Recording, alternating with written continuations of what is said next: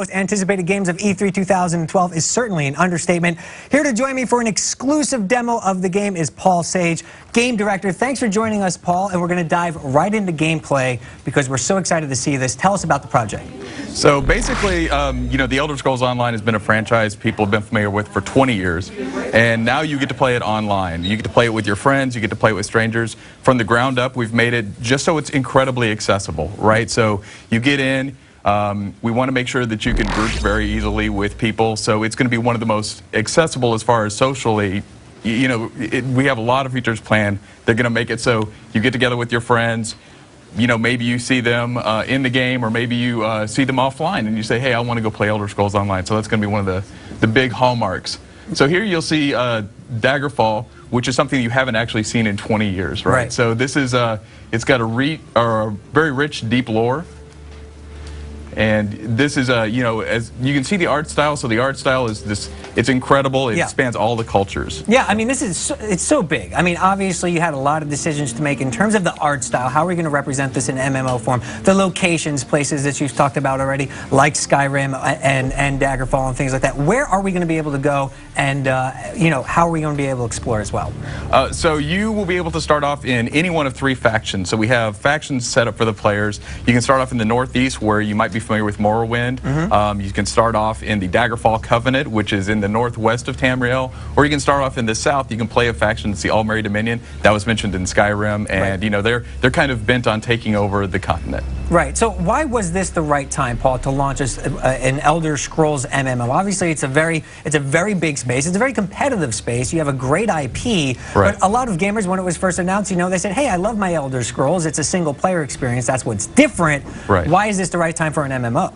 I think it's just a matter of, it's just got to be a great game. It's got to be a great RPG. But there were a lot of people, myself included, who are saying, I want to play this online. I want to play it with a bunch of other people. When you take things to the next level, you get other people in. You can see, like, the world actually changes, not just because of the changes that the development team makes, but other players bring to it. So it's really dynamic feeling. It's a great game. Okay, and talk a little bit about the gameplay mechanics. Obviously, people kind of go into MMOs knowing what to expect, but we've seen recent titles like SWTOR and upcoming Guild Wars 2. They're looking to mix things up. What can we expect on the gameplay front that's going to make this an innovative player? So one of the things that we've really worked hard to do was make sure that we take away a lot of the interface from the game and have you concentrate and look into the world. And so the reason we built it that way is so combat is very real-time feeling. So it feels like it's reactive, it's active. As a player, you're blocking, you're using your health, stamina, and magicka stats to really affect combat. And so when players team up,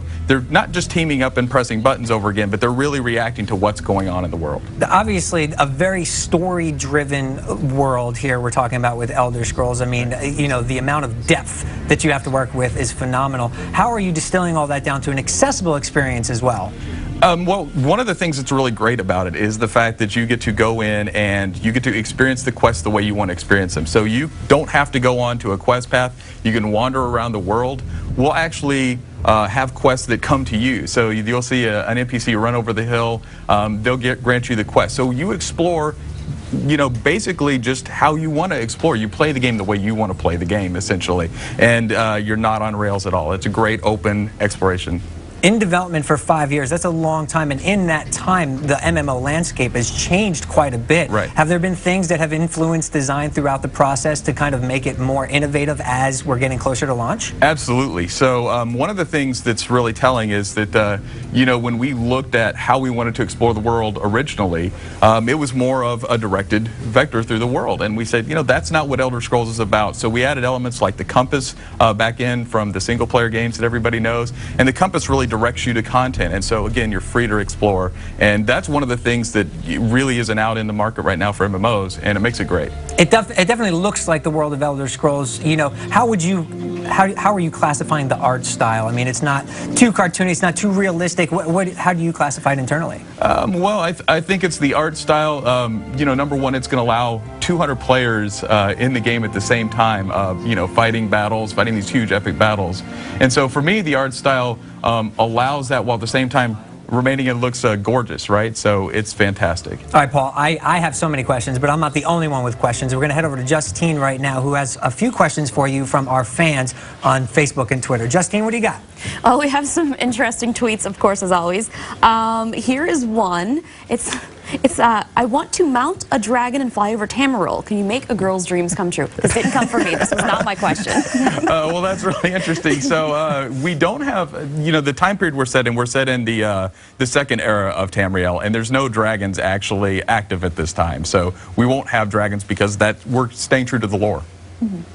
Let's see, we have some other ones too. You guys talked about the art style. Mia Culpepper is saying it feels like it's a little departure from Skyrim.